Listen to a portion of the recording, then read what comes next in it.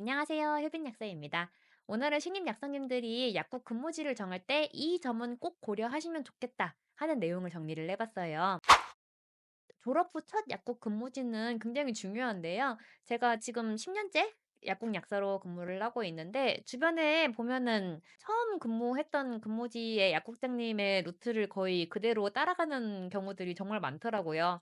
저도 졸업한 지 얼마 안 되어 근무하게 된 약국장님께서 휴베이스여서 휴베이스에 가명도 하고 그 약국장님처럼 열심히 공부를 하는 약사가 되기도 했고요. 우선 약국 근무지를 고르실 때 저는 다른 것들은 뭐 개인 취향이라고 생각해요. 뭐 소아과 뭐 주변에 약국이 좋다.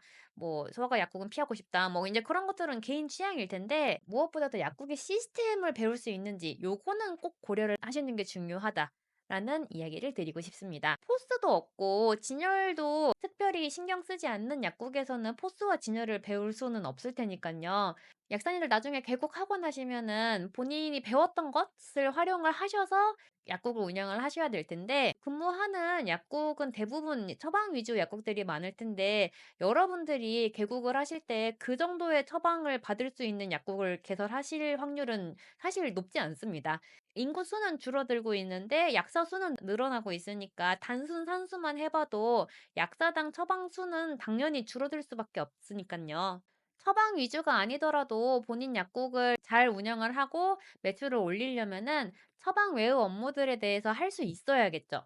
네, 그런 것들을 근무약사 때 배우지 못하면 개국을 하고 약국 운영을 하는 것만으로도 벅찬데 그런 것들을 새로 배우고 새로 적용하고 시행착오를 겪고 하는 것이 굉장히 좀 힘들어집니다. 근무약사 시절에 배워두시는 게 여러모로 약사님에게 도움이 되겠죠. 그래서 저는 꼭 약국의 근무지가 이러한 다양한 시스템이 잘 갖춰져 있는지, 내가 배울 수 있는 시스템이 되어 있는지를 보시라는 얘기를 드리고 싶습니다. 처방의약품 재고 관리, 뭐 일반 의약품 재고 관리, 그리고 진열, 고객 양력 관리, 이제 그런 시스템들을 배울 수 있는 약국인지를 체크를 한번 해보세요. 특히 이제 일반 약 재고 관리나 진열이나 라벨, 뭐 POP 이런 것들도 되어 있는 약국을 선택을 하셔서 박사님이 만들어 보실 수도 있으실 거고요. 그러면서 점점 실력이 늘게 되니깐요. 저는 제가 근무학사 시절에 라벨이나 POP를 많이 제작을 했던 경험을 바탕으로 요렇게 약국 경영방 운영을까지도 하게 된 케이스입니다. 그리고 세트 상품도 이제 뭐 어떤 아이디어에 대해서 국장님하고 잘 얘기를 해 보실 수도 있고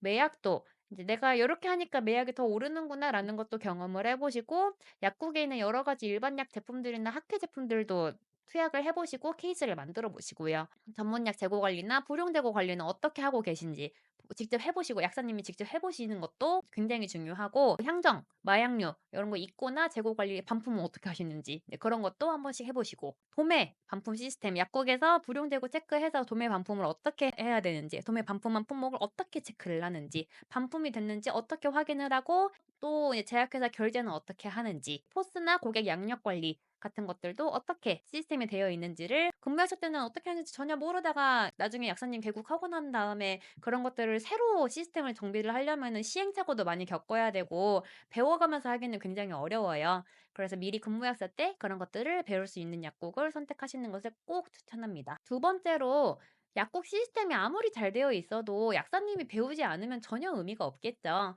저희 근무회사님이 얼마 전에도 전화 와서 오늘 매출 적어서 죄송합니다." 이렇게 얘기를 하는데 저는 그때마다 약사님에게 얘기해 드리는 게 있어요.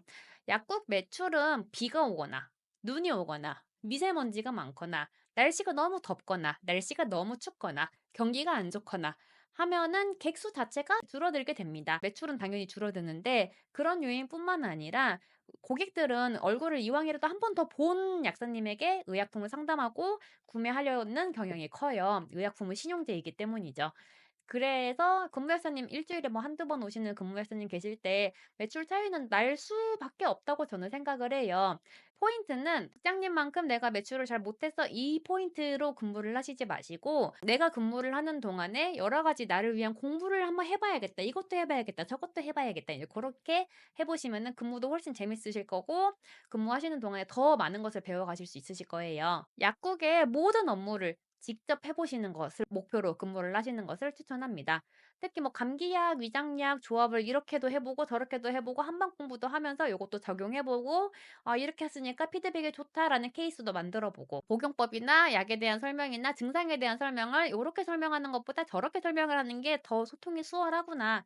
라는 것도 경험을 해 보고 이게 직접 입으로 뱉어내 보고 직접 고객과 소통해 보지 않으면은 느낌을 잡기가 좀 어렵거든요. 근무하실 때 이렇게 본인을 위한 근무하시면은 배우는 것도 정말 많아가고 근무도 훨씬 더 재밌게 하실 수 있으실 거예요. 그리고 꼭 마지막으로 당부드리고 싶은 말씀은 국장과 그 근무 약사 간의 기본적인 예의는 꼭 지키시라라는 얘기예요.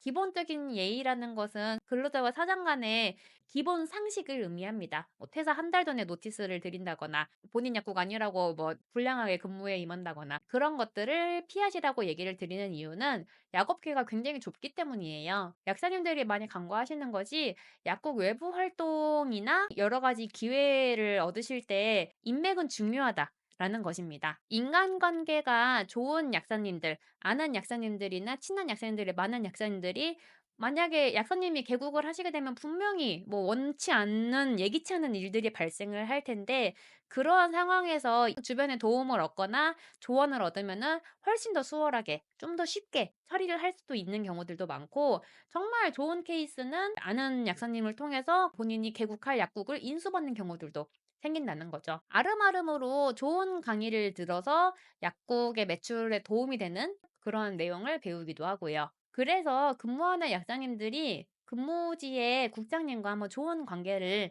한번 만들어 보세요. 좋은 일이 분명히 생길 거예요. 굵직굵직한 약사님들이나 그런 분들을 강사로 만나실 수 있을 텐데 그런 분들께 먼저 말을 건네 보신다거나 특히 그 휘베이스 같은 경우에는 네트워크 토킹이라고 해서 모든 강의 이후에 그 뒷풀이 시간이 있어요.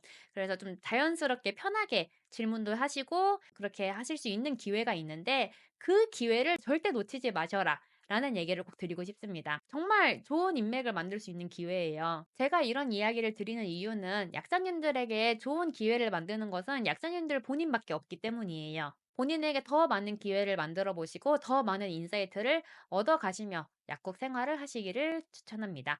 정말 약국 라이프가 달라질 거예요. 제가 준비한 내용은 여기까지입니다. 많이 배울 수 있는 근무지를 선택하라는 이야기와 근무지에서 얼마나 배워갈지는 약장인들 본인에게 달렸다라는 얘기를 드렸어요. 그렇게 해서 성장하는 약장인들이 되시기를 바랍니다. 감사합니다.